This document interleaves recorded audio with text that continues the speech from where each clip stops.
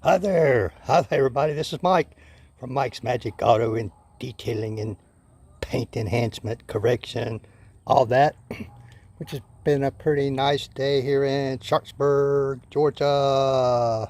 Alrighty then. Hello everybody, hello. Maybe somebody will jump on in a minute.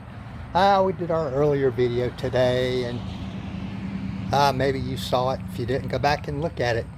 Sally here was just absolutely caked with pollen, which had mixed with a little bit of rainwater, caused a lot of streaking. And I just did a quick rinseless wash. I go back and see all that stuff that I had, that I used in that other video. I've generated another partial load of laundry, drying towel, another drying towel. This is a downgraded nice towel I downgraded for the tires, a drying aid, had some rinseless wash in here. Oh boy. Hey Miss Rita, this is all the wash mitts I use. 1, 2, 3, 4, 5. Because I'll use like this part to do half the hood, this part to do half the hood, then I flip it, do the other half with that, so forth and so on, and then it goes over here to the laundry and I grab a fresh clean one. But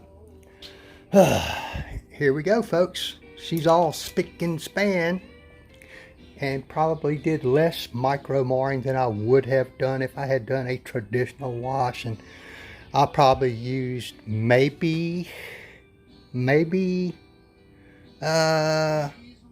gallons of water. Couple of good reasons for that. If you live in an area where you got water restrictions, or an apartment or a townhouse or something like that where you can't get your hose out and your pressure washer and all that stuff. Plus, you know, with the price of utilities these days, saving water can mean substantial savings. As you can see, the ground around my car is damp, wet, but not really a lot like you would have gallons and gallons and gallons and gallons and gallons if I had got my pressure washer out, the hose, the buckets, and all that stuff. But did the rinseless wash, and I think it came out rather nicely. Oh yeah. Hey Miss Rita, what do you think of that? You think that's okay? You think that'll pass muster? The glass. Remember how caked that roof was? All down the sides, everything. I rinseless washed the wheels and the tires. Of course, the tires have a tire coating on them, a water-based one. You can't do this if you put a silicone or petroleum-based tire coating on there. You got to strip it all off and start over, or you'll just end up with a gooey mess. Rinseless wash the wheels. Use the drying aid on them. Oh man. I mean, yeah, it's not bad at all. Of course, I had to take my louvers off. Man, those things are a pain in the butt. Because they don't flip up.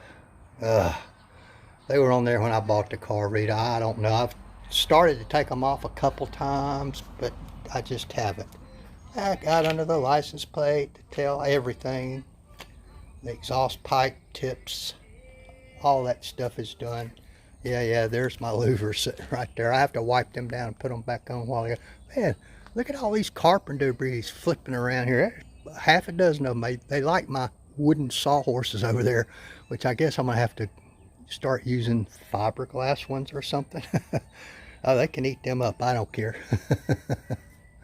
But yeah, from here it looks good. Passes the 4-foot test. You get up close. Hell, it even passes the 1-foot test. Of course, remember, Rita, this has got the 8-year coating on it. Man, that thing is slick.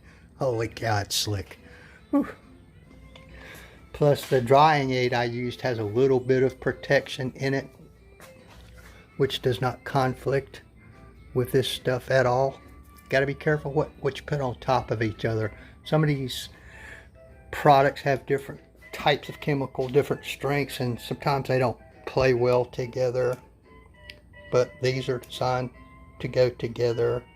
I've got a little scratching in different places, but can't be helped over time. Can't be helped. Didn't do it this time.